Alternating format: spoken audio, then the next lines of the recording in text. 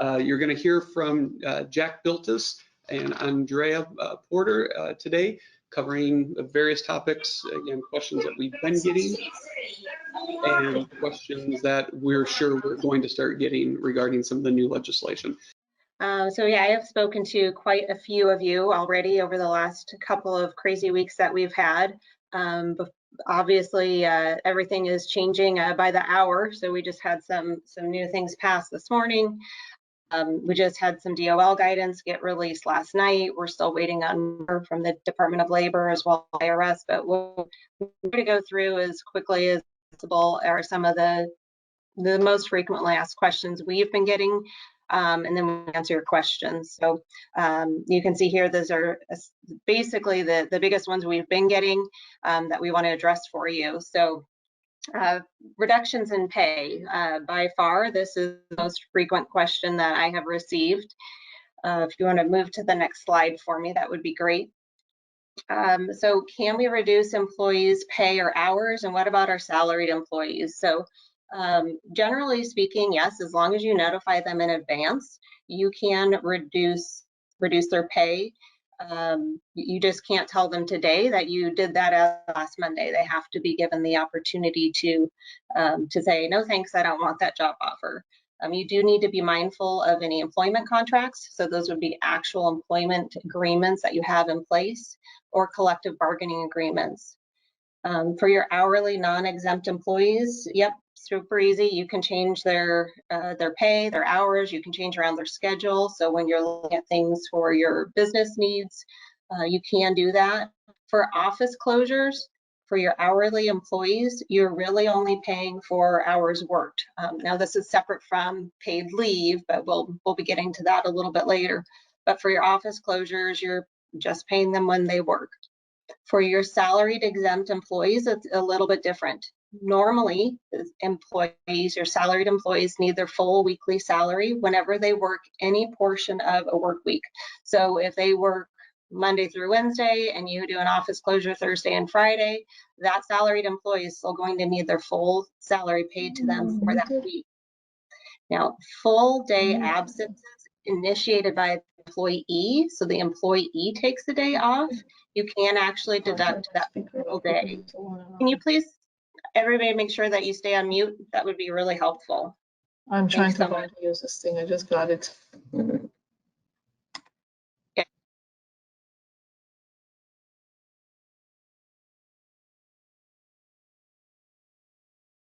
All right. So again, full day absences initiated by the employee that can be deducted from their salary.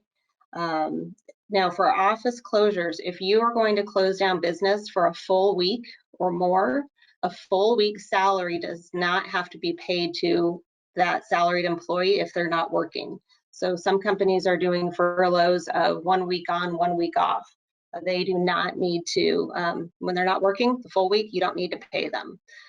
So it gets a little tricky, but you do have some options there.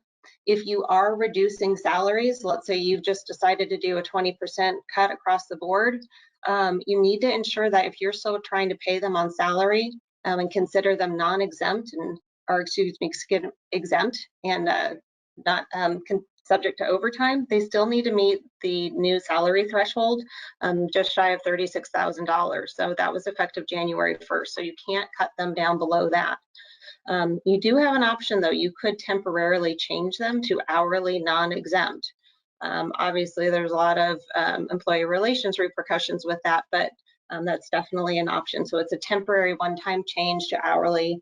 If they did work over 40 hours in a week, they would be eligible for overtime, but that's something that you can do. And then when things are back to normal, you can pop them back up to exempt. All right, furloughs and layoffs. First of all, what's the difference? So a furlough is a reduction in hours. So it could be reduced hours or days, or it could be that they're not working at all, but you fully expect them to return to work. Whereas a layoff is an actual separation of employment. It could still be temporary, but you've actually terminated the employment relationship. So the question is, if we furlough employees, can my employees apply for unemployment? And it varies by state, but generally, yes. Even before this current situation, most states do provide for benefits for reductions in hours and pay.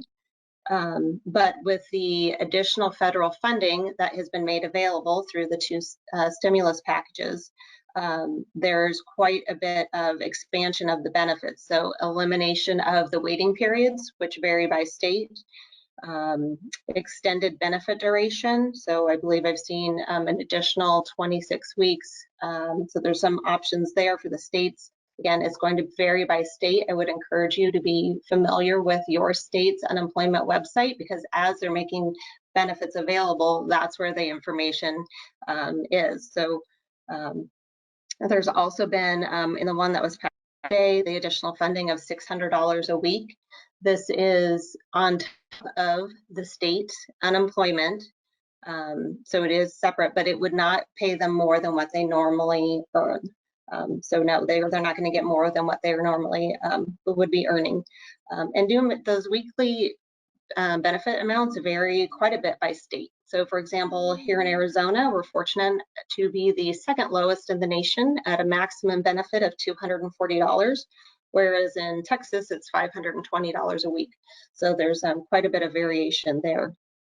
Some of you have asked about work sharing programs. These are programs that have already been in place by many states. Basically allows the employer to reduce the unemployment, to reduce the number of hours available, and the employees can go in and claim unemployment for that reduction. And there's some benefits for the employees, such as waived waiting periods. They don't have to perform a work search. But what we're seeing is with these expanded benefits that these are available to employees anyway because of these expansions. So we're not quite sure yet if actually going through the work share program is something that you would need to do. Each state has a detailed page explaining exactly how those programs work. So that's where you would look for more information on those. So related to that, when you're on a furlough, can they stay on our benefit plans? Typically, yes, but you don't have to. So if they're ineligible due to a reduction in hours, or they're not working at all, you can terminate their benefits. So if you're looking at cutting costs, that is an option. Their benefits would just terminate at the end of the month as usual. But if you are looking to continue their benefits during the furlough, some carriers are modifying those eligibility requirements temporarily. So you would need to check with your benefit specialist here at TAG, or if you don't have your benefits with us, check with your broker. There is a caveat for that with the paid leave, the paid family leave, where benefits may have to be extended under that FMLA portion, and we'll be talking about that a little bit later. All right, refusing available work. You have work available, but the employee refuses to come to work due to fear of being infected with coronavirus. Possibly. So employers have a duty to provide a safe and healthful workplace. So you want to make sure, have you taken all the steps necessary to make your workplace secure for all of your employees? So under OSHA, employees can refuse assignments that involve a risk of death or serious physical harm. So while it sounds severe, we are kind of in a crisis situation. So we want to make sure that, a reasonable person, when they're looking at this, can they safely come into work? So each situation is different. All work environments are different. You're really going to want to review the facts before you take any action. So talk about it with your employee, discuss any options. Is remote work available? Is an alternative schedule? What type of paid time off might they have available? And really you're wanting to look at any other options, but definitely consider an unpaid leave of absence before terminating the employee. And that's because you've got these retaliation provisions in OSHA. So we need to be careful before you decide to take any action based on that. As for safety measures, OSHA's released their guidance on preparing workplaces for COVID-19. We have that posted on our Corona resources page in Viper. So that's in the top right-hand corner when you're logged in. There's a little drop-down. It's where you access our blog, but there's a new Corona resources page. But that OSHA guidance has several practical tips for securing your workplace, cleaning it, staggering shifts, and communicating to employees. So I would definitely encourage you to do that if you have not already. One minor point, but I think kind of important, if you are having your employees clock in, you should be having them use facial recognition as much as possible. So you can just put a little piece of paper over the fingerprint, but hopefully that way they are not, basically those high touch surfaces, doorknobs and things that want to be cleaned, to just eliminate the fingerprint scan and use the facial recognition. So coronavirus exposures in the workplace. Most of the questions so far have been about secondary exposures or possible secondary exposures. So this would be like a spouse or roommate. But we are starting to get a couple people who have now had employees with a positive test. So that tide is starting to change. What should you do? So again, if this is a secondary exposure where the employee is not symptomatic, you would still want to require them to stay away from the workplace. They should stay home for 14 days. Obviously, try to allow remote work if possible, but that might not be something that you can do. They need to let you know if they do become symptomatic. And then at that point, you would want to contact your state health department's local office for specific guidance. Generally speaking, if they're symptomatic, you are going to contact other employees that may have been in contact with them, ask them to monitor for symptoms. You do need to maintain confidentiality, so you can't release the employee's name. With many of us with small businesses, they might know already, but we do have a form on the resources page. If the employee is okay with it, they can authorize you to release their information to the rest of your employees. You may consider having a hazmat company to come in to disinfect the work area rather than your regular cleaning crew. And generally speaking, I'm saying that the employees can return to work after 72 hours with no symptoms. This really varies by state. Here in Arizona, if you go to the state health department site, they've got specifics. So we've got resources posted there as well, but that's where you're going to want to go look for those answers. It depends, were they positive and symptomatic? Were they negative, but they still had symptoms? So there's quite a variety there. Do note that doctor's notes really should not be required at this point, either for proving that they're sick or for returning to work. Over and over again, they're saying that's just going to provide too much of a strain on our healthcare system. And a related question, can you take employees' temperature? Yes, the EEOC came out with guidance last week. They did confirm that. If it's something that you're going to do, you just want to make sure that you're looking at all symptoms, because fever is not necessarily the only symptom, and they might not have a fever. So something you want to look into a little bit more, but the basic answer is yes, you can do it. Note for our California clients, there is a special disclosure form, of course, that you need, and that is also posted on a resources page for you. All right, we're moving on to the shelter in place and essential services. Before I turn it over to Jack, I just want to mention that these are really coming out a lot at the county and local levels. So there's a lot of variety. On the resources page, we do have a link to kind of the latest list of all of the orders as of yesterday. And there are also 2 resources on there for determining if your company is considered in the essential services. There's a lot of variation in there, but you'd want to look to the order itself, but you can also review the information in those resources as well. So Jack, do you want to speak a little bit more to this? Yes, sorry about that. Andrea, you cut out right before that. So what item did you want me to jump in on? The shelter in place and essential services. Gotcha. Okay, so as of this morning, Washington, the state of Washington and New York have declared that non-essential construction is part of the shelter in place. Up till yesterday, all construction was considered to be essential. California has not made any such determination. So right now, if you're in any kind of construction in California, you are considered essential. But California being the way they are, we would expect that it would be likely that they would come out and make a designation between essential construction versus non-essential construction. They may provide guidance on that, or it may be a little bit of a common sense matter. But that's basically what's happening right now. We've got quite a few questions, so it's gonna. Yeah, how many questions popped up so far? 50, but there's some. Okay, there's some duplicative questions, but we have about 50 questions right now, and we'll just kind of run through them. All right, so the first one is the $600 a week for unemployment on top of the standard rate? Yes, that is on top of the weekly benefit that they would otherwise receive. The employee is not to receive more than they would otherwise if they were working. Okay, and we'll, by the way, so since Andrea is not physically here because she's following all our Corona Social guidelines, distancing guidelines. if there's any feedback when she talks, because it's coming through our microphone, also let us know in the chat, and we'll just reinterpret her answers. Okay, next. If you make $1,500 a week on salary and the normal state unemployment max is $450, I assume you would get the $600 and receive $1,050 a week on unemployment, correct? Yes, yep. You would just add the 600 just right on top of what you would normally get. Very good, thank you. Sorry.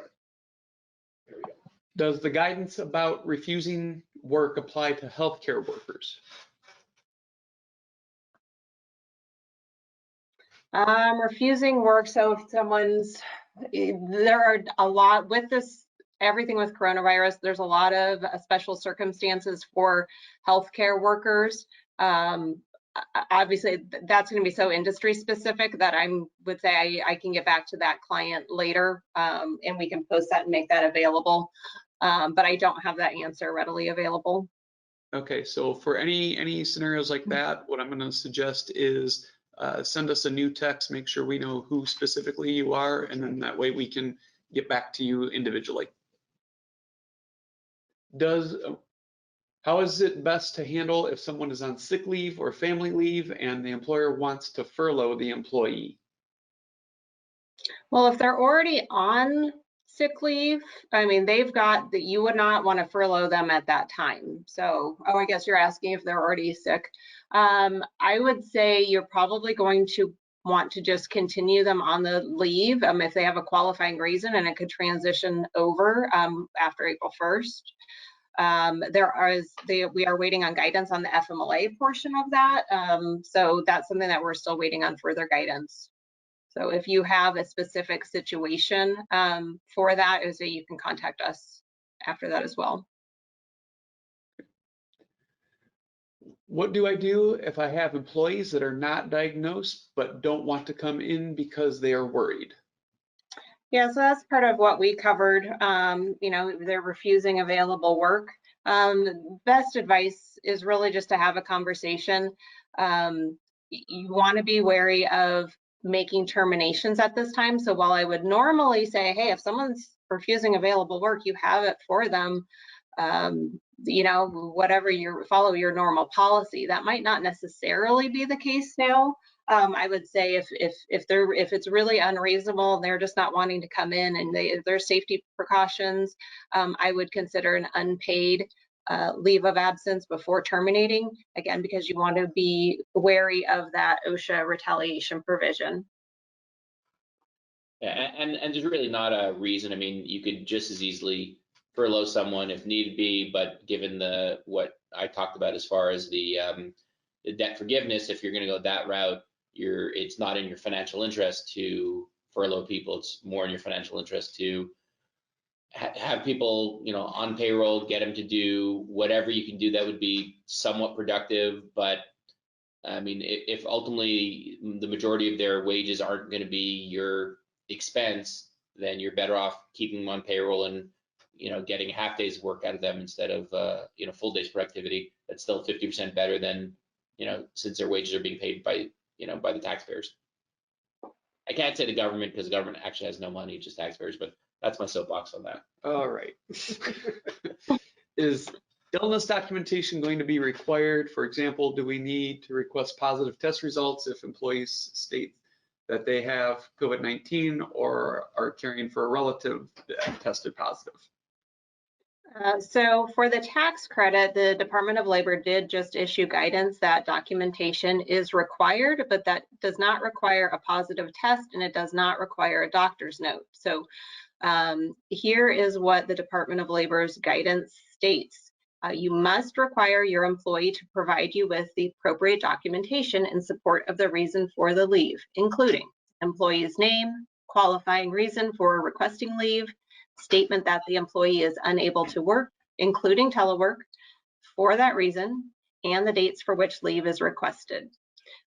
Documentation of the reason for the leave will also be necessary, such as the source of any quarantine or isolation order, or the name of the healthcare provider who advised you to self-quarantine. So it's basically what they're getting at is don't require a doctor's note, but you're going to want anything that you can to prove that the employee requested the time off, the dates of the leave and the reason for it, and then any documentation. So again, an isolation order, the name of the doctor, maybe the school closure, an email from the school. So you want to be flexible with that. And to Jack's point, I would do what you can to take advantage of these tax credits.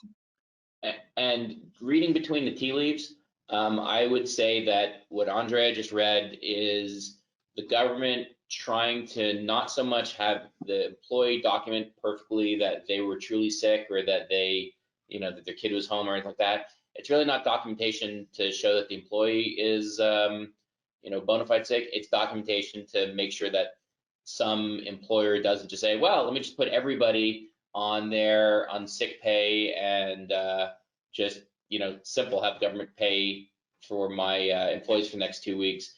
You have to keep a log, basically. You need to cross your T's, dot your I's enough to almost like you would like a mileage log, just to show that these are bona fide and keeping records.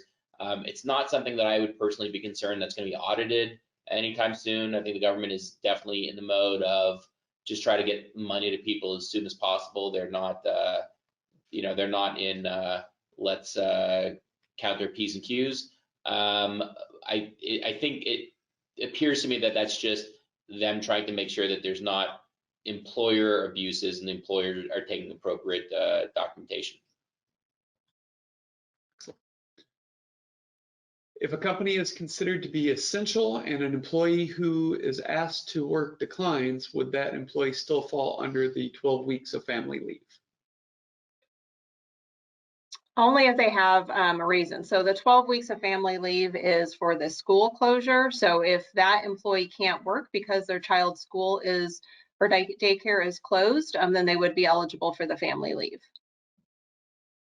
Very good.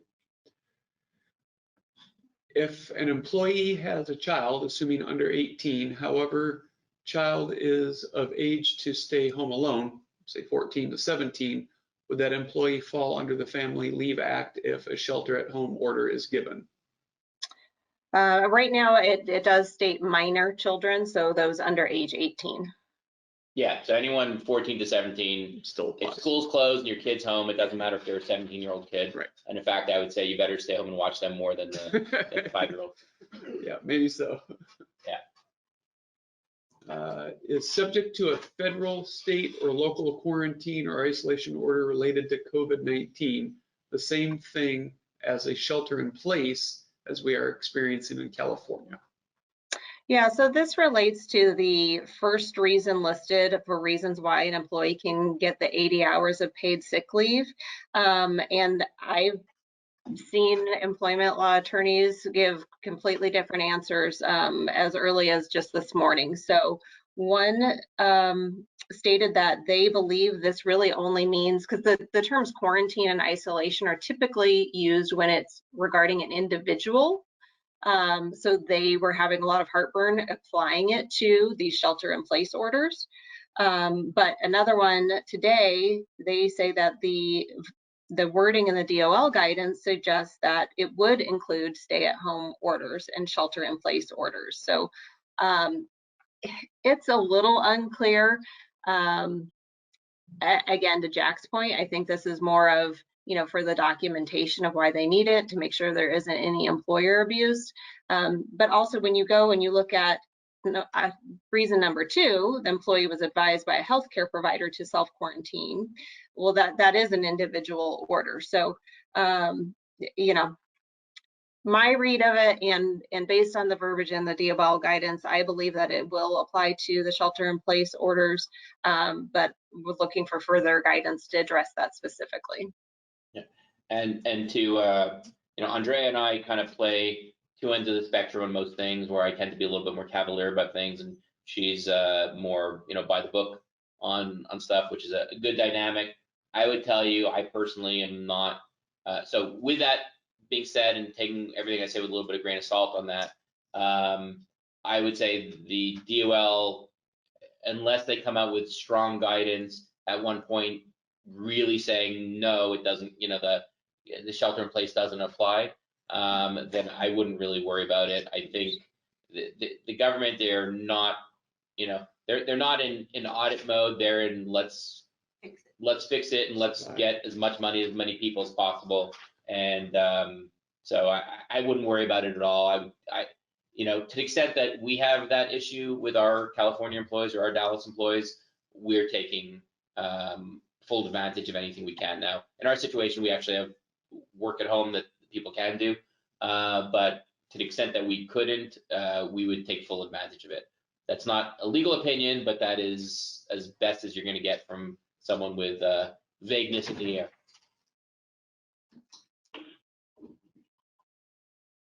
All right, so Okay, can my employees stay on our plan if the number of hours drop below our normal eligibility requirements? Yeah, so this really depends on your carrier and your plan. Some of the carriers have already come out and said that yes, they will relax the eligibility requirements, meaning anybody who is already on the plan can stay on the plan through, you know, such date. I think I've seen like May 31st for one of the carriers. And that could be reduced hours or not working at all. So basically, if they're furloughed, they could stay on the plan, but you do need to make sure you check with your carrier. So either get with your tag benefit specialist or contact your broker if we do not do your benefits. And not to throw the same cavalierness, but I would tend to believe that the carriers are going to be more relaxed about all these things. So it wouldn't be the top of my personal concern list either. They just want to get the premium. Yes. Yeah. If you're writing them a check, and they'll accept it. Yeah. We would like information regarding if healthcare staff are allowed to take the 12 weeks if they need to stay home with their kids since the school is closed. Are healthcare institutions exempt from allowing staff off for this? Yeah, and that's another one that we're going to have to look into more because there are so many exemptions. And then there's the definition of healthcare staff is different if you're looking at the paid sick leave or the paid family leave. So I know just enough to tell you that I know there's some exemptions, but I'd rather not get into the specifics and respond directly to our clients that are impacted by that. So again, that's another one that since we can't really address the particular answer here, please send in who you are so we make sure that we get an answer to you directly. If employees that are being furloughed or laid off due to the strain on our business and will remain on the plan as active because our carrier allows for laxed eligibility requirements at this time, how should we update their profile in Viper? Leave absence. Yeah, or, yeah, go ahead. Oh, on that one, you could just put them in. You can either just keep them as an active employee and not pay them. That's, you know, the simplest.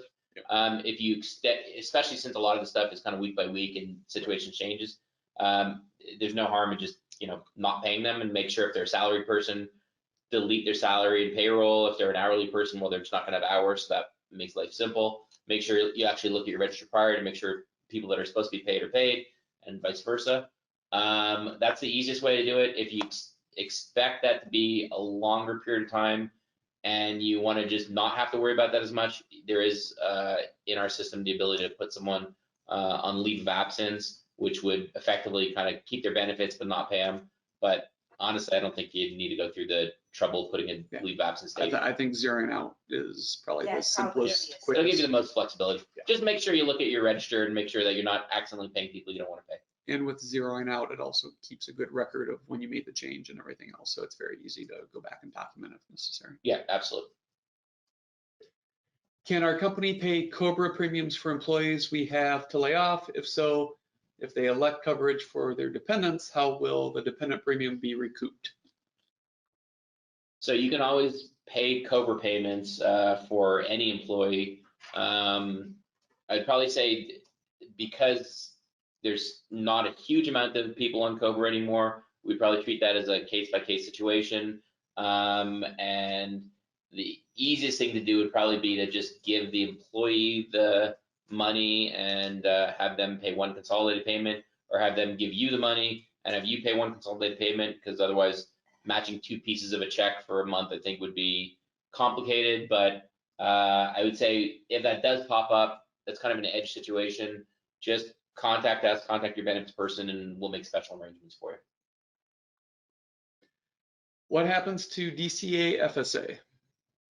So dependent care and flexible spending accounts, anybody that has those accounts, the DCA is pretty straightforward. If there's whatever money they have in there, they can continue to spend on dependent care expenses. If they're not being paid, then they're not going to be putting more money in, so therefore there's no additional money available on the card for them to use. If you want to make provisions for them to get paid enough to have, cover deduction, take advantage of taxes, you can do that. Obviously, if you're taking advantage of the other programs like the loan forgiveness, then you might have them on the payroll anyway, so it makes the whole point moot. As far as the flexible spending account, since the math works a little differently on that, that's based on their election regardless of whether they're having contributions. So they would still have access to their annual election amount as far as spending it. And you can make arrangements with them to, prepay what they're not going to earn, what they're not going to contribute, or pay it back when they come on or whatever. But either way, they can use that money whether they contribute it or not. So that's the difference between a flexible spending account, the dependent care account. And I'll just also mention for those clients that have health savings accounts, HSAs, that would work. The math on that would work more like the dependent care, where whatever money you put in is available. If you don't put it in, it's not available. One thing I'll add to the DCA is that we've actually drafted up a communication that we're going to be sending out to clients with DCA accounts. This would very easily be argued as a qualifying event. So those employees could officially make a change to their election as well and reduce the amount that they want to put in through the year. So we can clean things up from the tidiness standpoint as well. Same as for the FSA? FSA, not as much that one, because as you said, it's what their election was. They might have already used the funds at the beginning part of the year. To the extent they didn't, I would say it could still be qualified again, probably, right? Work a little differently. I'd have to. To the extent that anyone has a specific question, again, contact us and we'll get into the details with y'all. Which carriers are waiving eligibility period for layoffs upon rehire? Andrea, did you have anything in particular from Sarah on that? I don't think we have a specific list, but I didn't know if maybe she had said something with you. No, I don't have that. So it's, and I'm a little confused by the question. It's eligibility period for layoffs upon rehire. So what they're getting at, I think, is, so if I decide I want to terminate someone, and again, the person who asked that question may rethink it now that we've presented the debt forgiveness and things like that. But if they do decide that they're going to lay the person off, and then a month from now things are great and they want to rehire the person, does the person have to wait their 60 or 90 days, or sorry, 30 or 60 days to get back on the plan, or can they get back on immediately? And my gut tells me that it's not even a question of carrier decision. I think if the layoff is relatively short term, like 30 days, then I believe they go on like nothing stopped. Yeah, Right? It's usually written in the contract in and of itself. And then to this point, carriers obviously are waiving some of those rules. Even if it was 60 days previously, they might be waiving it. So we'd have to look at that. It kind of goes back to some of the other things Andrea said, is it depends on the carrier. I don't have a list specifically that are waiving it, But as Jack's pointed out a few times, things are definitely much more flexible right now than they would otherwise be. And so we've got a lot more ability to make changes as necessary. Yeah, well, I mean, if you got a problem like that, these are going to be kind of exception type situations. Just call us, call your benefits person when it happens. If the person got laid off and if 2 months later you want to get them back on, just call the benefits person. We'll do what we need to do to, you know, get a satisfactory solution. We'll figure that stuff out. You went up. Did I? Yeah, you went the wrong direction. Let's see here. Two Down. actually. One Down. There we go. If, yeah, that's okay. If we pay our employees and they are not able to come to work, what would happen if they got another job somewhere else? If we pay our employees and they're not coming to work, what would happen if they got another job somewhere else? Well, then they get another job somewhere else. If you pay an employee for a period of time that he's not working for you, and he finds another job somewhere else, you're going to be hard pressed to get that money back from the employee. So I think, I don't put it this way. First of all, I don't think everybody is looking to, you know, to start working for a bunch of different companies right now. I think things are pretty calm in the job market right today. So I don't think you're gonna have to worry about people jumping to the next employer. But on the other hand, yeah, I think if you paid a guy for a couple of weeks and he ended up deciding to leave you and go somewhere else, then I think that's it. I don't think you're going to recoup that money. But that does help you that doesn't hurt you for your loan forgiveness and your PTO sick credit. You know, the math still works for you in those situations. When employees volunteer not to come to work and we are an essential company, how do we pay for the health insurance company portion? Pretty straightforward. We can, as long as if you cease to pay somebody, so I assume in that question, they're not coming to work and they're out and they're not working also, and they're not getting paid anymore, so they're not working from home. Regardless of whether you're an essential company or not, if you stop paying an employee but you want to keep them on the benefits, then the benefits, we'd still charge you for the benefits. We'd still continue paying their benefits, and you can square up with the employee, you know, beforehand, afterhand, pay them enough to cover their benefits, do whatever you want, but we'll still collect the 100% of the premium each payroll and submit it to the carrier unless you tell us otherwise. Bottom line in Viper, don't terminate the employee and don't change their employment type beyond what they're currently on, and they should stay on the system appropriately, and the system will do the rest of it as Jack described. Yeah, and to underline what Jason just said, if you go in and terminate an employee or you change your employment type, you probably unknowingly just terminated their benefits. So be very careful. If you're terminating someone or change your employment type, make sure you realize that you've terminated their benefits too. And if that's not your intention, call us first and we'll walk you through options. And as Jason mentioned before, the best option maybe just leave them on, don't do anything, just don't pay them.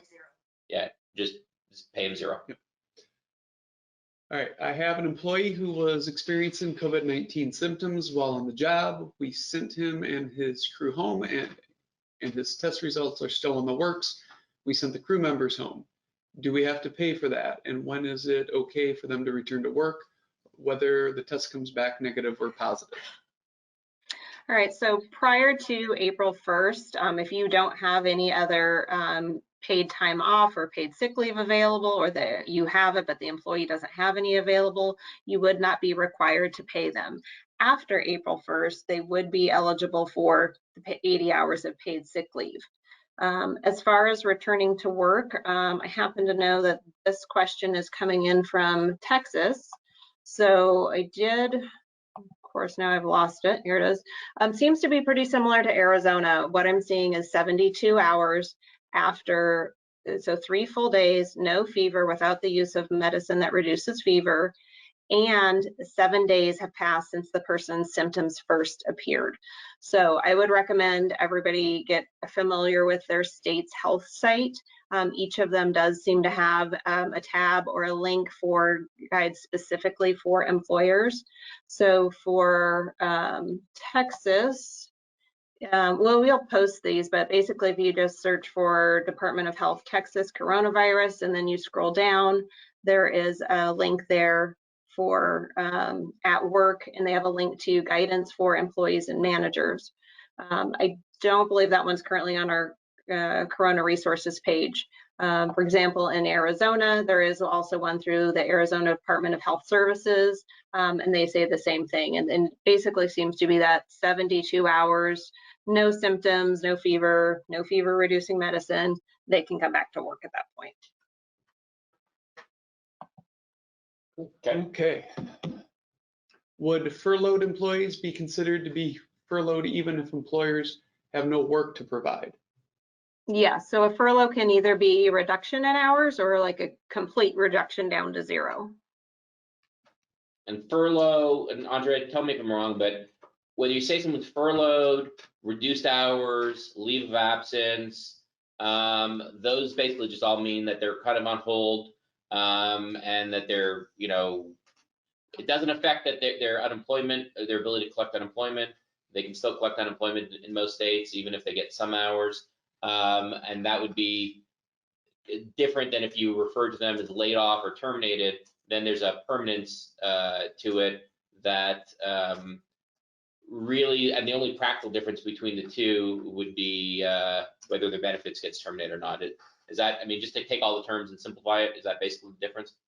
Yeah, and furlough and layoff get used interchangeably quite a bit, but technically a layoff is when there is that actual separation of employment, and a furlough is that separation has not occurred.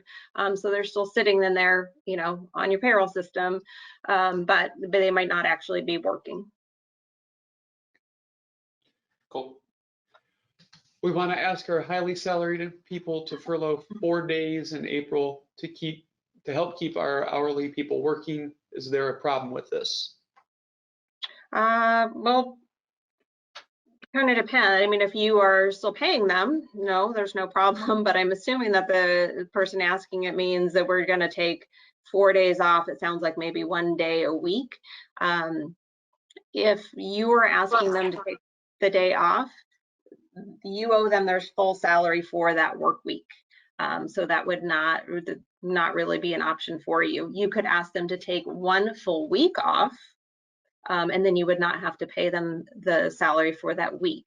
But if it is only 1 day in a week, they would need their full salary.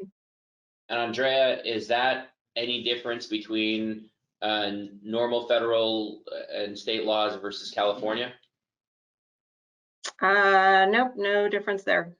Okay, so one thing I'll add into that is if you're still trying to accomplish that goal, and Andrea, tell me if I'm being overly creative there, you could, as long as it's prospective, you could ask your salaried people to take a cut in pay by 20% for 1 week, or if you just said if it's 4 days out of April, that's 4 days out of 20, so that's only a 5%? No, 20%. Yeah, it's a 20%. Wait, 4 days out of 20. Yeah, that sounds like 20%. So yeah. Well, I'll save you from doing the math.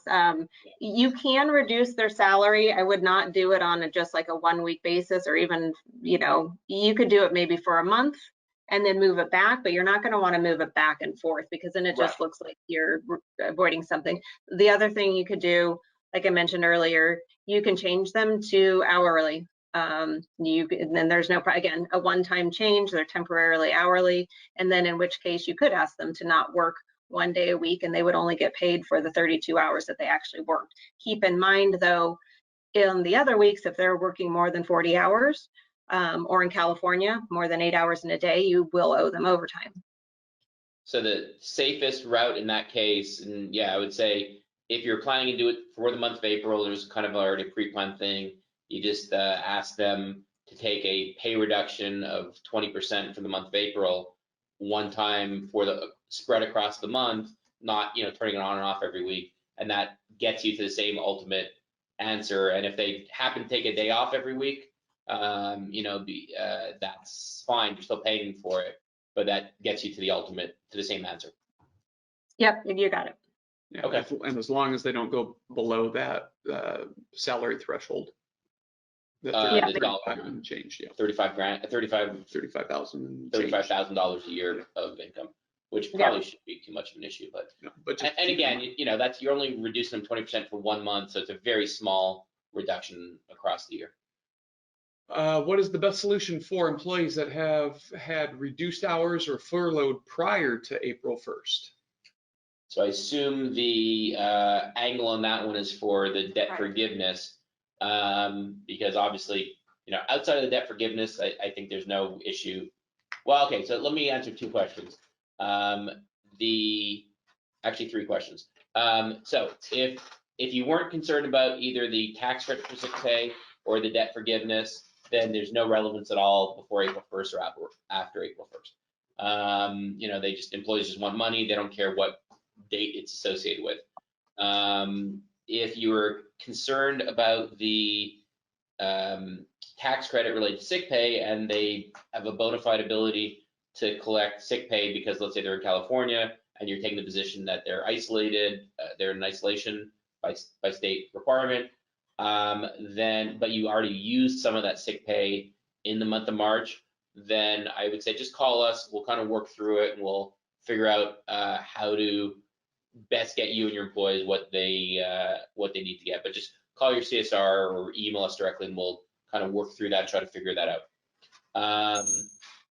If then the third piece of you're trying to figure out you furloughed them, you have that reduced hours, but now you're focused on the debt forgiveness, so you want to have the most amount of employees for the most amount of time, I would say there's a couple options there. One option is just get your employees back on as quick as possible. So yeah, you might be a little down, for 2 weeks in March, but you're comparing 4 months, 2 weeks out of 4 months. If you're down a couple employees, but you're back to normal for the rest of the quarter, it's not going to affect the math dramatically. That'd be one option. Also, if you end up having a couple extra employees towards, June, that could offset your April or your March reduction to make, to get you back at even 100%. So again, we could probably walk through some strategies with you. Just email us and we're happy to talk about it. But those would be the 2 ways I would kind of think about it. And keep in mind, a lot of this stuff may change with additional legislation and additional guidance. So you generally want to get to the right answer, get to the people back on payroll as quick as possible, all that kind of good stuff, assuming you're going with debt forgiveness route. But don't drive yourself nuts over 1 or 2 people down for 1 month, because stuff's going to change so much over the next couple of weeks.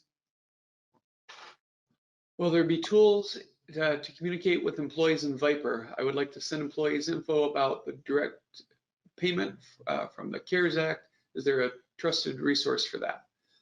So yeah, inside of Viper, there is the announcements widget that you can utilize and communicate across your entire organization. So that would be a very simple way of doing that. It would send out an email. You can have it send out an email to all the employees and direct them back into the policies widget.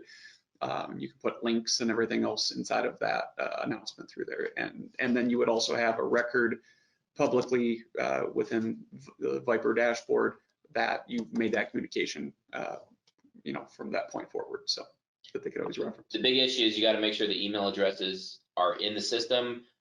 They will see it when they log into the system, but if you want an email to go out, then when you go into employee setup, anything on the left side where you see your list of employees that has a little red envelope means we don't have their email address. So definitely now is a good time to make sure you have email addresses and cell phone numbers set up in the system.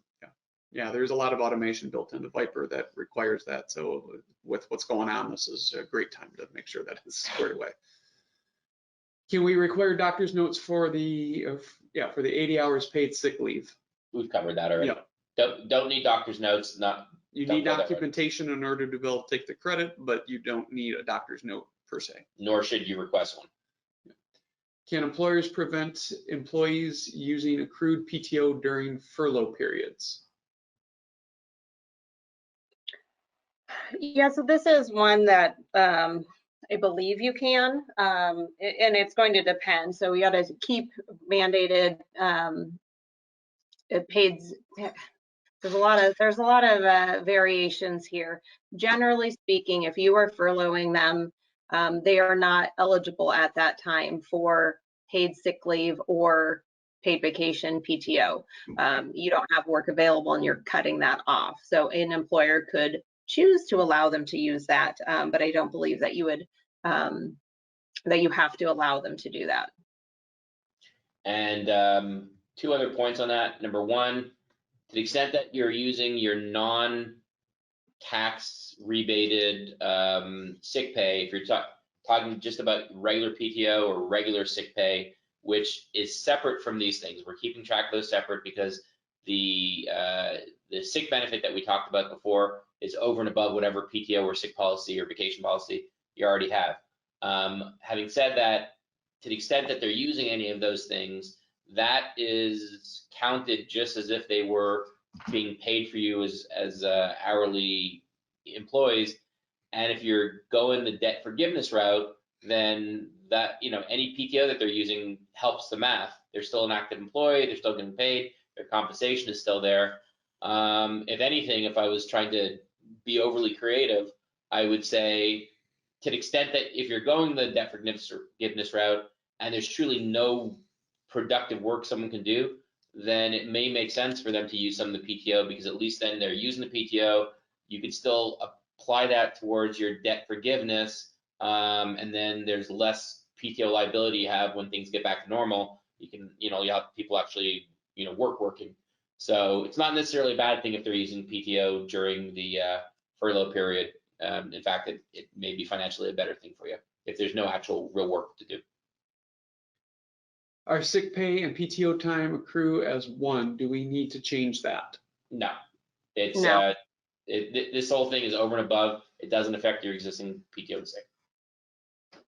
If we paid our staff for the past week, even though many were not working and we have not applied for any loans, should we use their PTO or future PTO balances as part of their pay?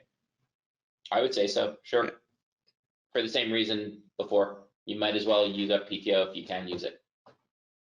If we are paying sick leave or family leave, do we base the amount on 40 hours or the average of what they received during a previous amount of time? So I'm not sure if they're asking for the amount of hours or the amount of pay. So they're eligible for 80 hours of leave unless they are part-time or variable hour employee, in which case they're eligible for what they typically work in a work week or the average of what they have worked over the previous 6 months. Regarding pay, it's the average, the regular rate of pay, which really is an average. So if it's just a regular hourly employee, then they get the regular rate of pay. If it's a salary employee, yeah, it's basically the 40 hours. So if they're getting 40 hours of sick leave, it's just like getting the regular weekly salary. If you have like a commission or piece rate employee, they're eligible for the rate of pay based on the average over the last 6 months. And if there's anyone doing prevailing or certified work, then you do not need to pay them their PTO at the higher prevailing rate. You would just pay them at whatever you've established as their standard PTO rate.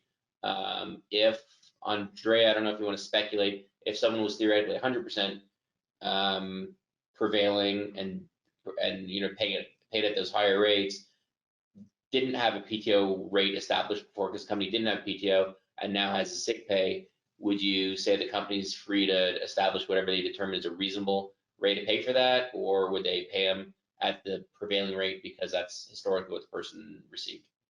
So the Department of Labor states that it's the regular rate of pay. So that's your typical FLSA definition, which is all pay that they've received except for those things that can be excluded. So you're really looking at what they earned in the last 6 months and taking an average. Okay, so then in that rare situation that someone is all prevailing work, their PTO rate would probably be, at that higher rate. All right, well, thank you, folks. That is the end of our questions from the audience. We've covered a lot of material, a lot of questions from you folks, both that we've had historically as well as today. If you need more detail, if you had one of the questions that we said specifically, reach back out to us and make sure that we can get to you to answer the question more detailed for your situation, please do that. Also, again, understand that there is a lot of stuff going on. We're going to constantly be updating the resources page with more information as we get it. We might even do another one of these in the future, depending on what is going on in the world and any new laws or regs that are relevant. And with all of the questions and requests, et cetera, that are coming through, we ask you to be a little bit patient because we're trying to get to you all as quickly as possible. We definitely want to make sure everybody gets answers, but we want to make sure we're giving you good answers as well, and not just something quick and dirty. So we appreciate your time. If you have anything else, feel free to reach out to us, but we appreciate it. Good luck and be well. And I'm sure we'll talk to you in the coming days. Thank you.